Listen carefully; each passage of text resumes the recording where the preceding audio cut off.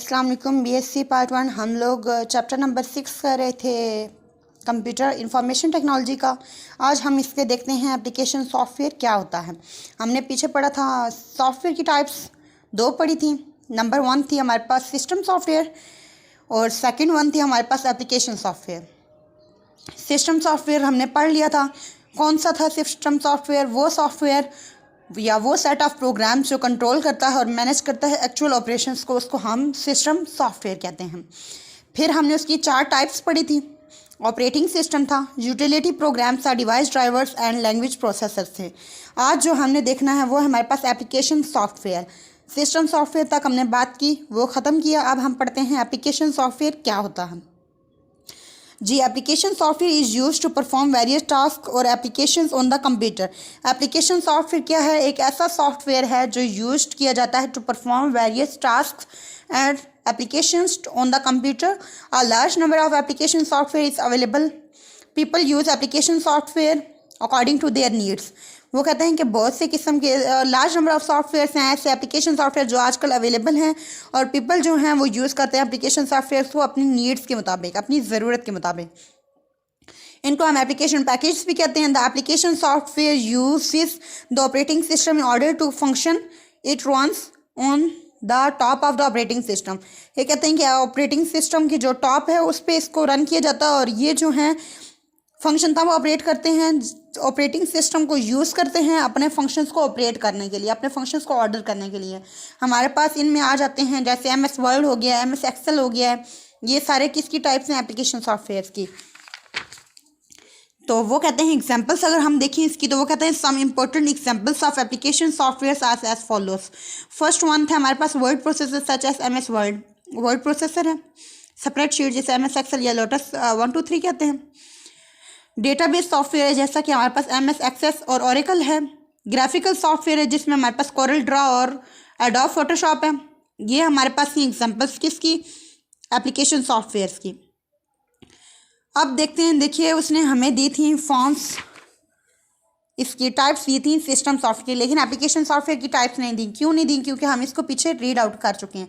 तो हम ये वाला, मैंने चैप्टर नंबर 2 जो है उसको कहा था कि हम इंशाल्लाह बाद में पढ़ेंगे, तो वो अब यहाँ है। हम लोग यहाँ एप्लीकेशन सॉफ्टवेयर की फॉर्म्स वहाँ से पढ़ लेते हैं।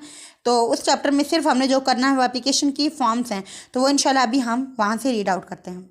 जी, चैप्टर नंबर 2 है हमारे पास। इसमें ये दी हैं उसने, ऊपर उसने दिया एप्लीकेशन सॉफ्टवेयर, आगे उसने कुछ वर्किंग दी है कि अगर हम कोई लेटर लिखना हो, कुछ करनी हो, प्रेजेंटेशन देनी हो, कोई फाइनेंसिस करने हो, उनको मैनेजिंग करने के लिए, बिजनेस इन्वेंट्री के लिए, टेक्स्ट को प्रिपेयरिंग करने के लिए, ये सब चीज़ों के लिए, गेम्स खेलने के लिए, ये सारी चीज़ों के लिए हमें कौन सा सॉफ्टवेयर यूज़ किया जाता है?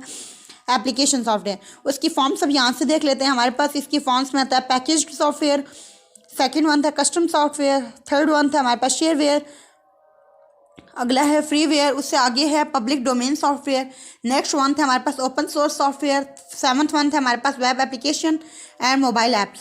फर्स्ट 1 था हमारे पास पैकेज्ड सॉफ्टवेयर।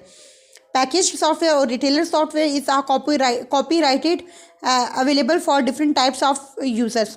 पैकेज्ड सॉफ्टवेयर क्या है हमारे पास? ये एक रिटेल जो है सॉफ्टवेयर, इसको रिटेल सॉफ्टवेयर भी कहते हैं, और ये कॉपीराइटेड है और ये अवेलेबल होता है डिफरेंट यूजर्स के लिए। It is not developed for a particular user. ये किसी पर्टिकुलर यूज़र के लिए डिवेलप नहीं किया जाता, ये किसी पर्टिकुलर ऑर्गेनाइजेशन के लिए नहीं। एग्जाम्पल उसने कहा है कि Examples of particular softwares, packaged softwares are word processing and spreadsheet software. Many packaged softwares are available on the web. वो कहता है कि हमारे पास एग्जाम्पल्स में अगर हम देखें पैकेज सॉफ्टवेयर को, तो हमारे पास आते हैं इसमें वेब, ये क्या है, वर्ड प्रोसेसिंग एंड स्प्रेडशीट। तो वो ये भी कह रहा है कि अगर हम इसको कुछ ऐसे पैकेज सॉफ्टवेयर जो हमें नेट पे अवेलेबल हैं, जो हम इंटरनेट से डाउनलोड करके कर सकते हैं। सेकेंड थे हमारे पास कस्टम सॉफ्टवेयर। वो कहता है कि custom software is design for a particular customer और organisation. It is design to meet the exact requirement of a particular customer और organisation. The customise software is more than package software. अच्छा, वो कहता है कि कस्टम सॉफ्टवेयर क्या है? इसको पर्टिकुलर कस्टमर और ऑर्गेनाइजेशन के लिए यूज़ किया जाता है, और इसको किसी भी मीटिंग में रिक्वायरमेंट जो होते हैं ना कस्टमर्स की, उसको पूरी करने के लिए, उसको फुलफिल करने के लिए हम इसको डेवलप करते हैं। और ये जो है इसकी कॉस्ट है कस्टमाइज सॉफ्टवेयर की, वो ज़्यादा है किससे? पैकेज्ड सॉफ्टवेयर से। सारी बात ये पर्टिकुलर है, इसमें रिक्वायरमेंट्स जितनी होंगी कस्टमर्स की वो पूरी की जाएंगी, एक स्पेसिफिक पर्पस के लिए यूज़ किया जा रहा है ना, तो इसलिए ये थोड़ा कॉस्ट में महंगा होगा। Software that is developed for a particular university is an example of custom software. The software can be developed by a single programmer or team of programmer. वो कहते हैं कि ये सॉफ्टवेयर जो है ये डेवलप किया जाता है एक पर्टिकुलर, अगर यूनिवर्सिटी के लिए कोई सॉफ्टवेयर डेवलप किया जाए वो एक पर्टिकुलर यूनिवर्सिटी तक महदूद हो, तो हम कहेंगे ये हमारे पास कौन सा सॉफ्टवेयर, कस्टम सॉफ्टवेयर। तो वो ये कह रहा है कि हमारे पास एक सिंगल प्रोग्रामर या फिर टीम ऑफ प्रोग्रामर इसको डेवलप कर सकती है। अगला है हमारे पास shareware software. Shareware is a copyrighted software that is available free of cost for a limited time of period. अच्छा, वो कहता है कि सॉफ्टवेयर जो है ना शेयरवेयर, ये कॉपीराइटेड सॉफ्टवेयर और फ्री है कॉस्ट से, लेकिन एक लिमिटेड पीरियड के लिए, उसके बाद ये इसको परचेज करना पड़ेगा। The user needs to purchase if he wants to use after the trial period. अगर उसने कुछ पीरियड दिया है वो लिमिटेड टाइम के लिए है। जैसे हमारे पास वंडर शेयर है, फिल्मोरा वंडर शेयर है, ये सॉफ्टवेयर 7 डेज़ के लिए आप इसको यूज़ कर सकते हैं। उसके बाद वो कहता है कि इसको आप परचेज़ करोगे तब यूज़ करोगे, ठीक है। इस तरह और भी कुछ ऐसे सॉफ्टवेयर्स हैं तो जिनको आप परचेज़ करते हो बाद में। फर्स्टली आपने यूज़ किया, अगर आपको फिर भी यूज़र को नीड है, उसकी ज़रूरत है, तो वो फिर क्या करेगा, उसको परचेज़ कर लेगा। वो आगे कहता है कि जो software should be uninstalled from the computer if the user does not need more. और इस सॉफ्टवेयर को इजीली अनइंस्टॉल किया जा सकता है अगर यूज़र को इसकी ज़रूरत नहीं है। If he wants to use it after the trial period, अच्छा वो इसको परचेज करेगा। नॉर्मली हमारे पास shareware software stops working properly when the time period expired. ये अपनी वर्किंग को प्रॉपरली नहीं कर सकते और स्टॉप्स कर देते हैं अपनी वर्किंग को। कब? जब ये एक्सपायर्ड हो जाता है, यानी इसका टाइम पीरियड ख़त्म हो जाता है। It displays a message to the user to purchase it. वो फिर यूज़र को मैसेज डिस्प्ले करते हैं कि अगर आपने इसको मज़ीद यूज़ करना तो आप इसको परचेज़ कर लीजिए। नेक्स्ट वन थे हमारे पास, अच्छा इसकी एग्जांपल्स में वो कहता है कि शेयरवेयर सॉफ्टवेयर जो है इसको users to check and evaluate performance, और large number of shareware software are available on internet and इसमें उसने कहा एंटीवायरस प्रोग्राम हो गया एंड कंप्यूटर गेम्स हो गई हैं।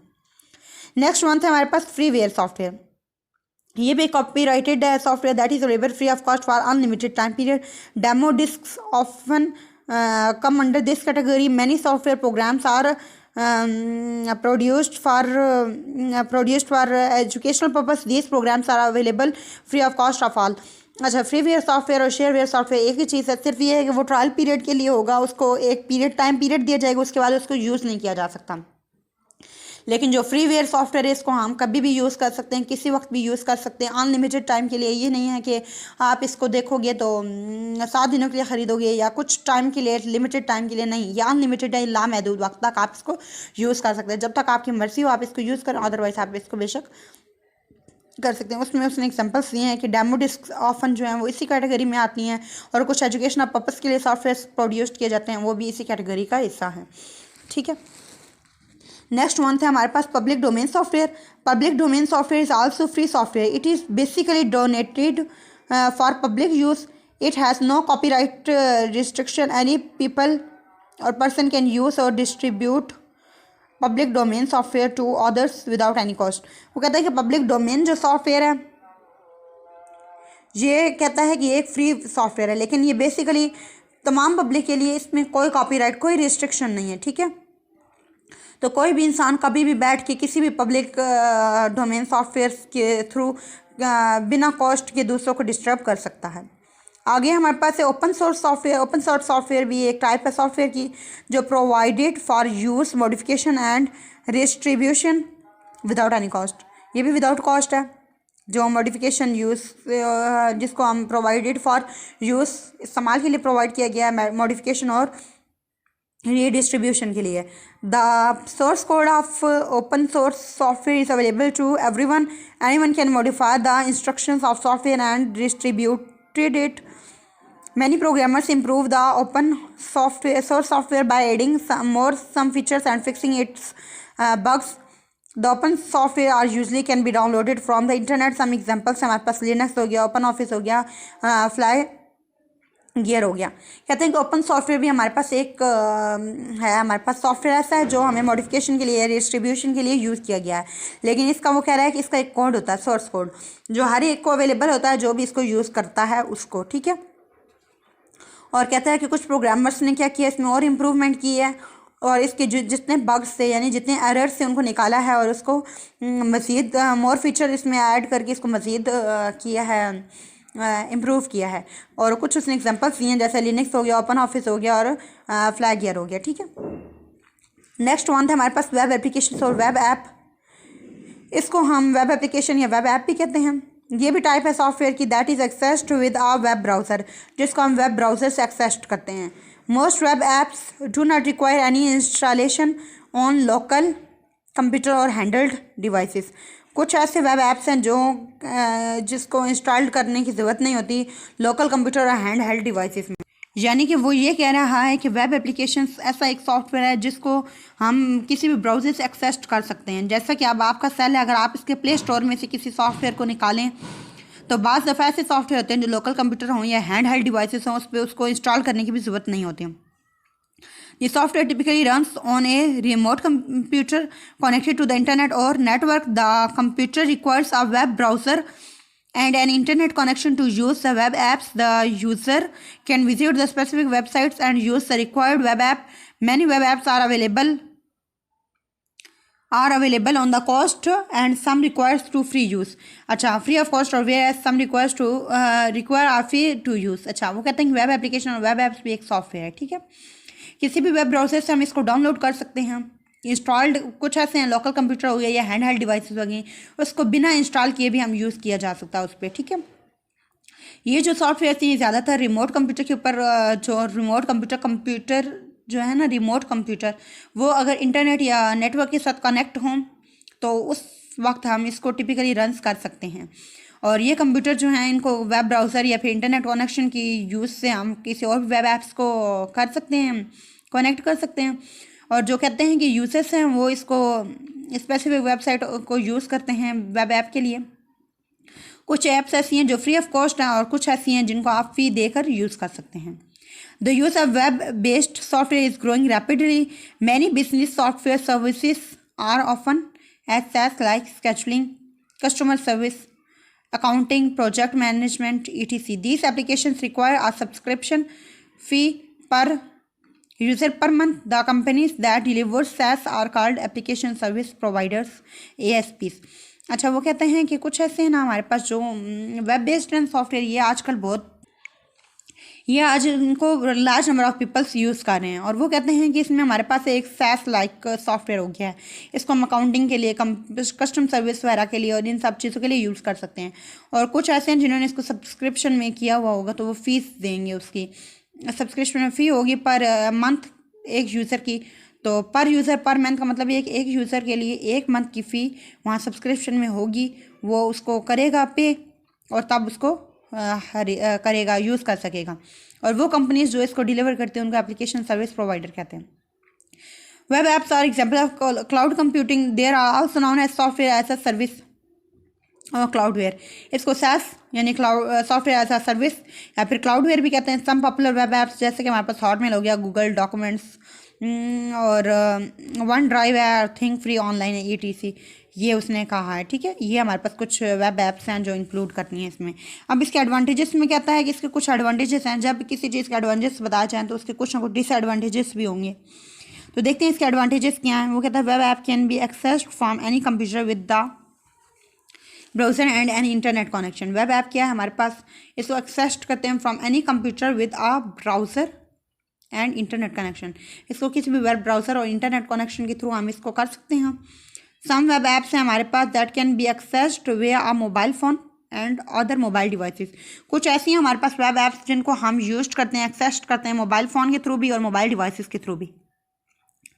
The data is usually stored on web apps websites and can be access from anywhere. इसमें कुछ वेब ऐप्स की वेबसाइट्स होती हैं जिस पे डेटा अमूमन स्टोर रहता है और इसको हम कहीं भी बैठ के एक्सेस कर सकते हैं।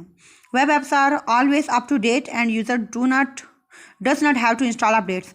इसके updates always up to date होता है ये, और इसको दोबारा इंस्टॉल नहीं करना पड़ता। ठीक है, इसके अपडेट्स को। Web apps do not require local storage space. इसको किसी लोकल स्टोरेज स्पेस की ज़रूरत नहीं होती। नेक्स्ट इसके डिसएडवांटेजेस, ये जो है स्लो है, application stored on A local hard drive से, ये टिपिकली फीवर फीचर्स होते हैं। एप्लीकेशन इंस्टॉल लोकली यानी जो एप्लीकेशन सॉफ्टवेयर को हमने इंस्टॉल किया होता है उससे कम फीचर्स होंगे इसमें, और जो यूज़र हैं वो इसको एक्सेस करेंगे वेब ऐप को एंड स्टोर डेटा। इस सर्वर्स गोज डाउन तो सारा जो है डेटा ख़त्म हो जाएगा। द डेटा में बी मूव्ड विलियनेबल टू एक्सपोर्ट्स और loss because it is out of user control. ये यूज़र के कंट्रोल में होता है इसलिए इसको आउट ऑफ कंट्रोल भी हो जाता है। कभी ऐसा होता है कि ये यूज़र के कंट्रोल में जो नहीं है उस पर कोई प्राइवेसी कोई रिस्ट्रिक्शन नहीं लग जा सकती। तो इसका क्या मतलब है कि इस डेटा में जितना डेटा होता है ना वो लॉस हो सकता है, ठीक है, या फिर हमारे पास उसकी वैल्यू ख़त्म हो सकती है। ये मतलब ये कि आप अगर कोई प्राइवेसी डेटा उसमें स्टोर करना चाहें तो आप उसको प्राइवेट डेटा में नहीं रख सकते। आगे हमारे पास mobile apps that are design for hand held devices such as smartphone, tablet, computer और हमारे पास इन्हेंस्ड मीडिया प्लेयर्स हैं। अच्छा, वो कहते हैं कि ये इसको हैंड हेल्ड डिवाइस ड्राइवर्स जो हैं इनको हम स्मार्टफोन्स में, टैबलेट्स, कंप्यूटर में या फिर मीडिया प्लेयर्स जो हैं इन्हेंस्ड मीडिया प्लेयर्स हैं उसमें यूज़ कर सकते हैं। They are generally small application solved through an online. ये छोटी सी एप्लीकेशंस होती हैं और इनको हम थ्रू ऑनलाइन हम इनको सॉल्व कर सकते हैं।